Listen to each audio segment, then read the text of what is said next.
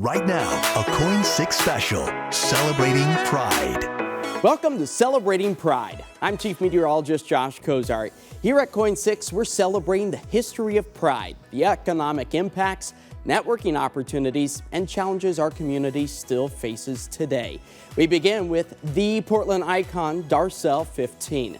The musical, Darcel, That's No Lady, tells the story and life of Walter Cole and the creation of Darcel herself.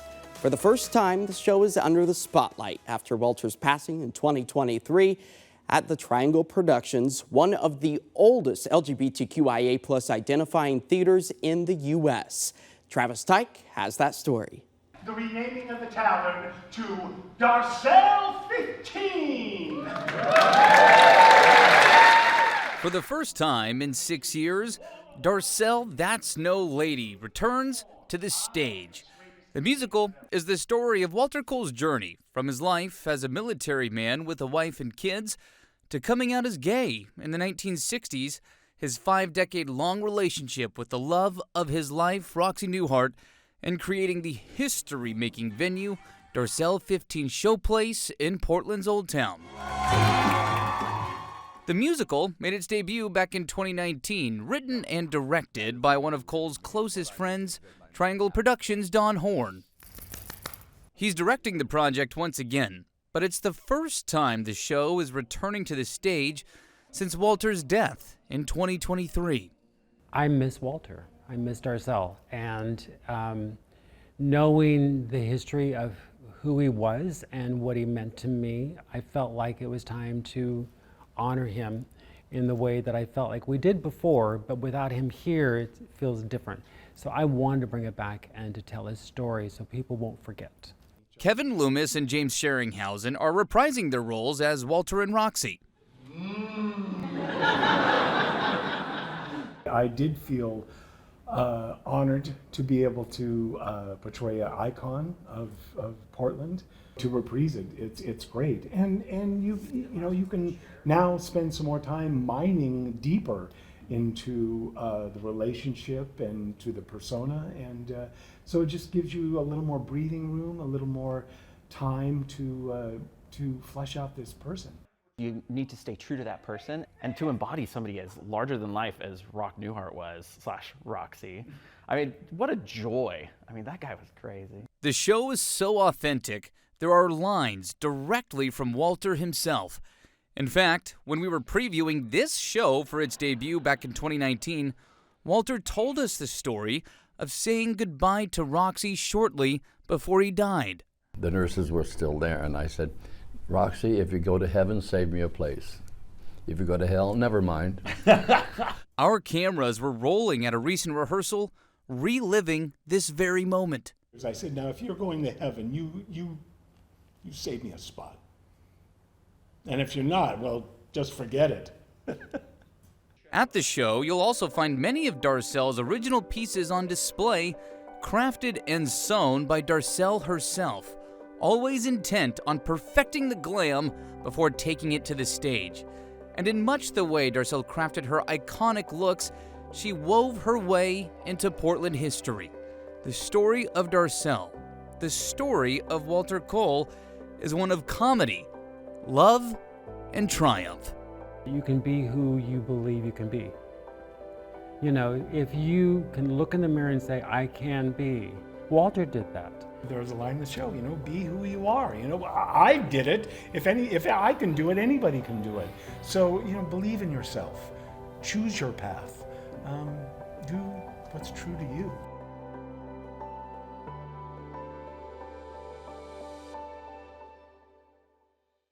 There are 11 shows running through June 22nd at the Sanctuary at Sandy Plaza. You can get your tickets right now on KOIN.com.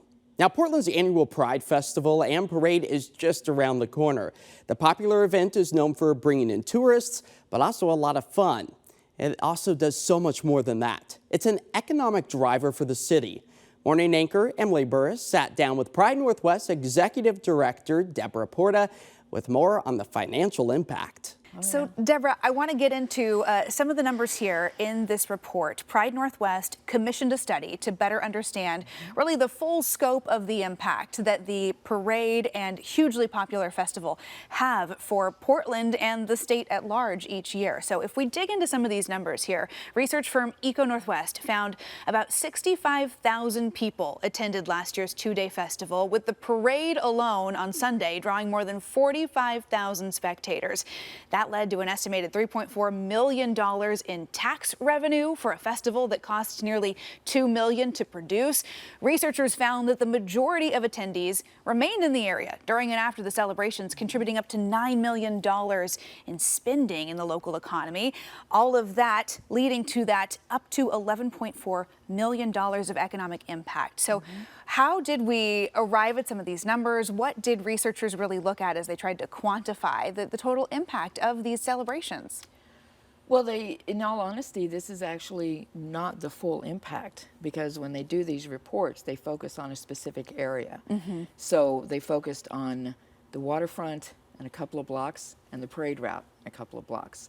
And they triangulate all these numbers and cell phone data and all these pieces to basically get a big picture of who's coming, where are they coming from, and what are they doing while they're here. Yeah. You know, there are 10,000 folks who travel more than 100 miles to come to Portland for Portland Pride. Yeah. And when they're here, they're staying in hotels, they're eating at the restaurants, they're shopping at the stores, they're hitting the clubs, all of these pieces. And then by the time it's done, it just adds up to those numbers. The 11.4 is a combination of visitor numbers, what we spend, and then what the people we hire spend. So it's a whole... It's a really good way, I think, to kind of quantify it and put some hard numbers on what we see every summer, which is a hugely popular festival. It's one of Portland's largest summer events. This is the largest donation-based festival of Pride events celebrated up and down the West Coast. So what do you hope that business leaders, that local leaders take away from this information as they make decisions that affect the LGBTQIA community? I hope that folks recognize that that our community is significant and that we spend our funds where it matters to us, and that we are contributing to the larger culture here in all kinds of different ways, including economically. We are part of the success of this region, and will continue to be so. Well, beyond the dollars and cents, what is the emotional impact for the queer community to have such a large and visible show of support during Pride? Oh, it's super impactful. We will not make it through alone. Our allies are really, really important. But I also want to pull up, I want our own community to recognize and own our impact, that this is something we've built here, and that this is something to be really proud of, and that we are important here. And sometimes LGBTQ folks internalize the negativity, and I want us to know what it is that we're accomplishing here and the impact that we're having. And it is super important for the allies, the relationships. That is, I think that's part of what makes us special here, is the emphasis on relationships. Sure. Well, we're looking at tens of thousands coming out for this year's festival and parade, of course, next month. Tell us real quick about plans for this year, what you want folks to know. Well, the festival, July 19-20, 2 big stages across the waterfront. We have over 200 exhibitors, actually. We have VIP sections, tickets are on sale. It's just going to be a whole lot of fun. And then the parade on Sunday is, I think, just going to be through the roof. Our theme this year is Dream Big, and people are really leaning into that, and it's just going to be a lot of fun. Well, if this report, looking into some of these numbers, is any indication, dreaming big has led to some pretty big crowds and a really big impact on a lot of local businesses' bottom line. So absolutely, we appreciate you being here this morning to dig into it with us. If you'd like to learn more about Eco Northwest's report on last year's Pride Parade and Festival, and if you want to make your plans for this year coming up in July, of course, much more on KOIN.com. Now, DEI cuts continue to take place across the workforce, but now a new popular queer movement is bringing those professionals together. The Portland LGBTQ Professionals Networking Hour brought over 300 individuals to Export Lounge in downtown back in May. Connections and empowering conversations took place during the organization's second networking event. Here in Portland, there's a lot of corporations that went away with their DEI programs. And this is why it's important to make LGBTQ+ community visible here in the city. We're here, we're queer, and we're here to stay. District 4's Councilor Eric Zimmerman was also in attendance. He thanked attendees for showing up in the community and encouraged others to promote creativity and overall togetherness in all corners of Portland. Now, a Pride celebration and networking event is set for Thursday evening from 6 to 10 on June 26th. I'll actually be there as the MC alongside some fellow drag performers you might be familiar with, Poison Waters, Anonymous, and Valerie DeVille. For nearly 30 years, the Rose Haven has provided a safe space for Portland's women, trans, and non-binary communities. Now, thanks to some major help from the Commons Law Center, they're expanding how they can help that community. KOIN 6 News anchor Todd Unger takes a closer look. Partnerships can prove critical at any point in life, especially when it comes to the most vulnerable. Break it down step by step. Here's what you do first, then next, here's what some expectations are. Meet family law attorney Marguerite Stewart, who now spends a few hours, a couple times a month, at Portland's Rose Haven. Name and gender marker changes, stuff to do with your run-of-the-mill divorces and custodies, spousal support, enforcement matters, modifications. So we're here for all of that type of support. The services are free, and when it comes to the community that already relies on Rose Haven, women, trans, and non-binary, it can prove a lifesaver. We worked with somebody who had basically been pursued across the country by an abusive ex. They have a child together. She has filed the right paperwork but couldn't get this person served. So we were able to sit down, work with her on the right paperwork and the right strategy. That is simply one story.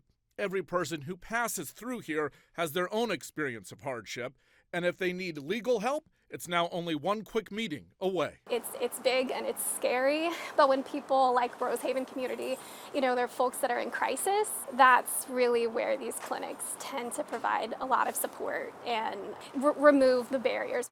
Todd Unger, KOIN 6 News. Still to come, we're celebrating Pride with the owner of the first women's only sports bar. And we'll hear from Oregon Governor Tina Kotek about political challenges facing our community. Right now, a KOIN 6 special, celebrating Pride.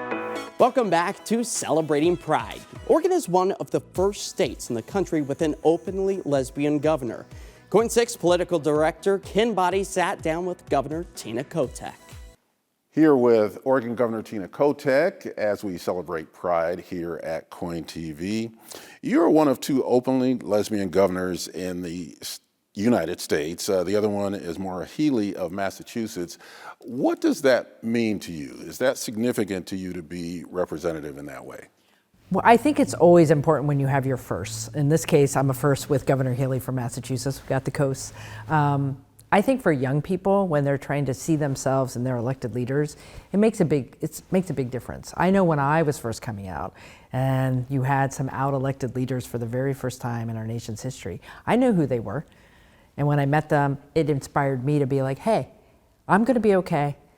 I see people who look just like me who are doing this work. Not that I ever thought I'd be in politics, but when you can see someone, you can imagine it, you can be that. And that's why I think it's really important to have leaders like Governor Healey and I out there.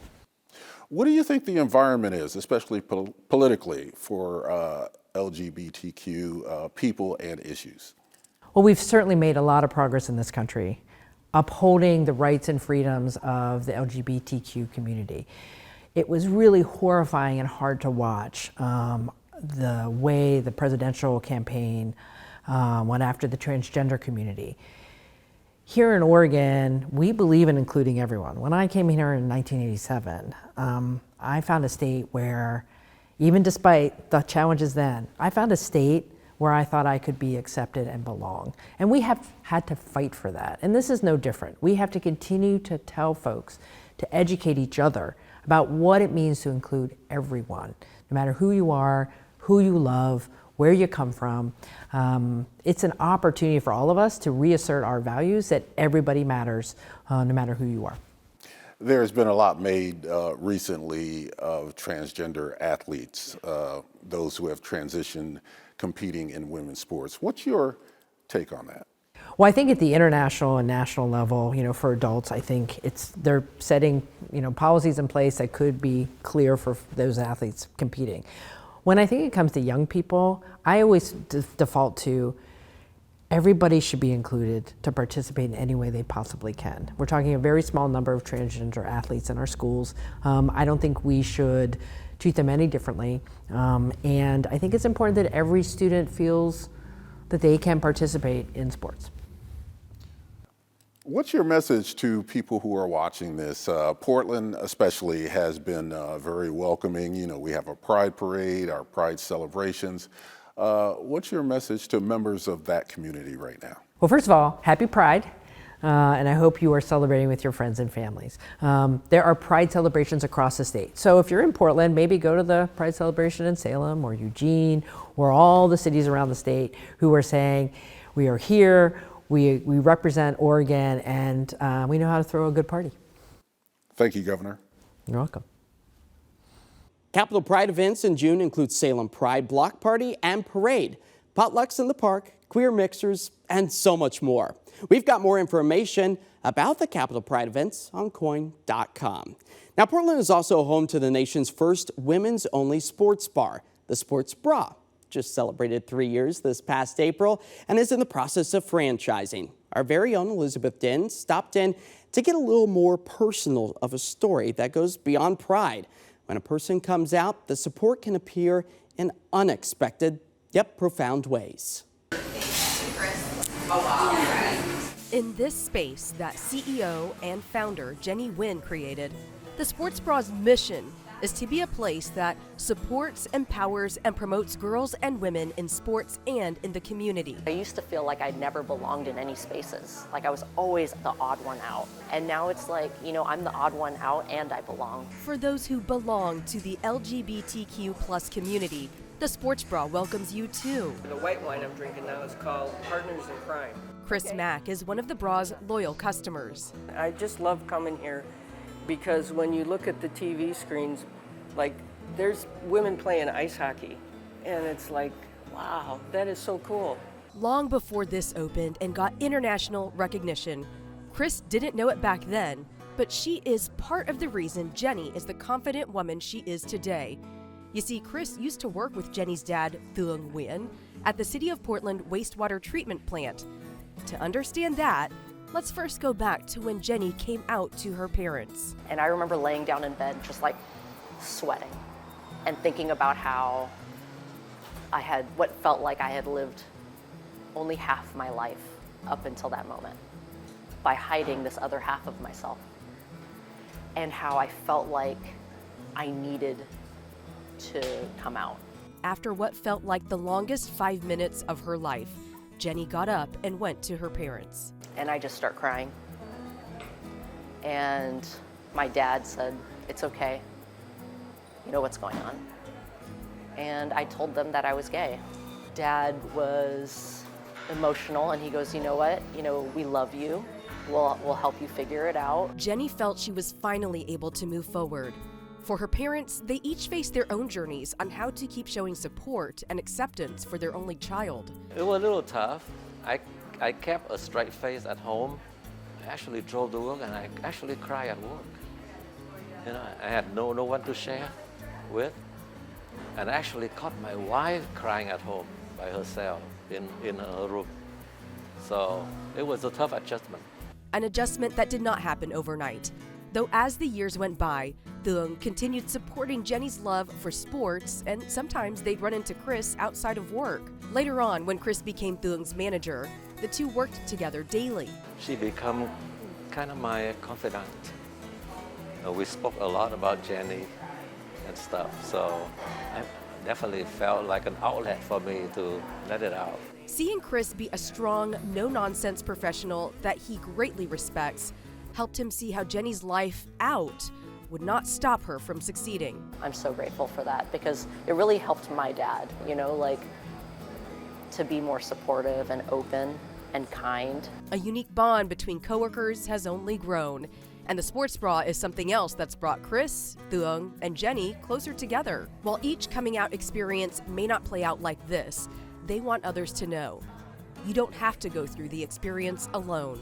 But what I would say to somebody who's questioning, or find somebody to talk to. It doesn't matter who it is, but just get some support and be able to talk stuff out a little bit. It's a personal story, but you know that there are people who are just like you, in the same boat as you, and can help you cope. The 4th annual Pride Block Party at the Sports Bra will take place in July. Coming up, we're celebrating Pride with the first LGBTQ plus sports club in Oregon. It's been going strong for over 4 decades.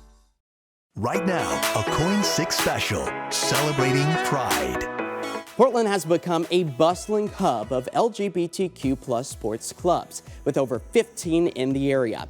The group that started it all was the Portland Front Runners back in 1982. Participants span from walkers to ultra-marathon runners and from young to old. Our very own Brenna Green sat down with 77-year young Rex Surface, who's still running marathons to this day. How long have you been a member of this club? 36 years. Rex Surface joined the Portland Front Runners in 1989. All right, we're just going to head right down here. Unfortunately, around 1996, the group went dormant for a few years, but that doesn't mean their bond waned. And I got an opportunity to meet with those people who are in their 80s now just last weekend. They came back to town to get together. That's how this group hangs on to people. The group was resurrected, though, in 2001 and has been going strong ever since, running 3 times a week.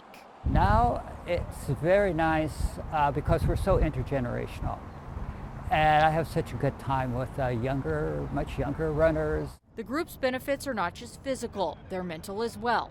They have social functions after most runs and have several non-running social events a year. It is a rather difficult time again, and so it's really nice for us to have lots of different kinds of experiences so we can help each other cope. Surface points out that the Front Runners experience is perhaps more unique than any of the other LGBTQ plus leagues in Portland. We are actually probably the most out, literally, because we're literally on the sidewalks and streets. Everything we do is outside, right in front of the public, so we're like the public face of queerness in town. Is there anything else about this experience that I didn't touch on that you think is important? It's just so special, it's just so special. Brenna Green, KOIN 6. One of the biggest events the Portland Front Runners do every year is their Portland Pride Run and Walk.